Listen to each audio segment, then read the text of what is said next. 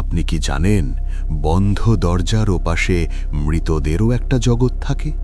আর সেই দরজায় যদি ভুল করে একবার টোকা পড়ে যায়, তবে তার খেসারত দিতে হয় নিজের প্রাণ দিয়ে।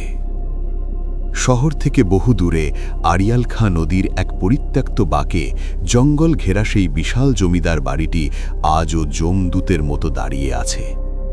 গ্রামের মানুষ দিনের বেলাতেও ওই বাড়ির ছায়া মারালে অসুস্থ হয়ে পড়ে। বিশেষ করে দোতলার সেই ঘরটি, যার বিশাল কাঠের দরজায় মরচে ধরা 7টি ভারী শিকল আর বড় বড় তালা ঝুলছে। লোকে বলে, যেদিন থেকে এই দরজা জোর করে বন্ধ করা হয়েছে, সেদিন থেকেই এই অভিশপ্ত প্রাসাদে শুরু হয়েছে পৈশাচিক তাণ্ডব।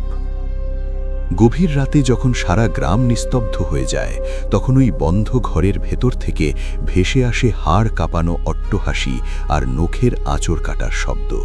মাঝে মাঝে মনে হয় কেউ যেন জানলার ওপার থেকে রক্তমাখা হাত দিয়ে কাঁচ ঝাপটাচ্ছে। যারা সাহস করে কাছে গেছে তারা দেখেছে ঘরের ভেতরের ভারী আলমারি আর পালঙ্কগুলো শূন্যে ভেসে বেড়াচ্ছে এবং বিকট শব্দে দেওয়ালে আছাড় খাচ্ছে, যেন কোনো এক অদৃশ্য দানব প্রচণ্ড আক্রোশে সব চূর্ণ বিচূর্ণ করে দিচ্ছে। সবচেয়ে ভয়াবহ হল সেই ছায়ামূর্তি।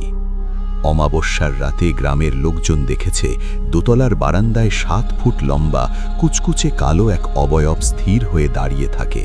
তার কোনো চেহারা নেই, শুধু আছে দুটো জ্বলন্ত আগুনের গোলার মতো লাল চোখ। যারা ভুল করে সেই চোখের দিকে তাকিয়েছে, তারা কয়েকদিন পরেই অকারণে রক্তবমি করে রহস্যজনকভাবে মারা গেছে।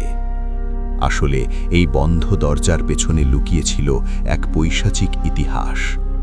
কয়েক পুরুষ আগে এই জমিদার বাড়ির এক অবাধ্য নায়েবকে জ্যান্ত অবস্থায় ওই ঘরের দেয়ালের ভেতরে গেঁথে দেওয়া হয়েছিল।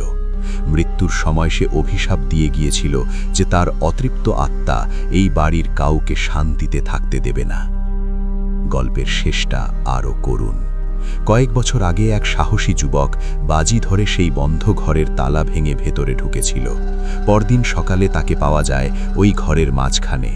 তার শরীরটা এমনভাবে দুমড়ে মুচড়ে ছিল, যেন কোনো শক্তিশালী হাত তাকে নিংড়ে রক্ত বের করে নিয়েছে। আর তার মুখের ওপর বসানো ছিল সেই দেওয়াল থেকে বেরিয়ে আসা নায়েবের কঙ্কালের হাত।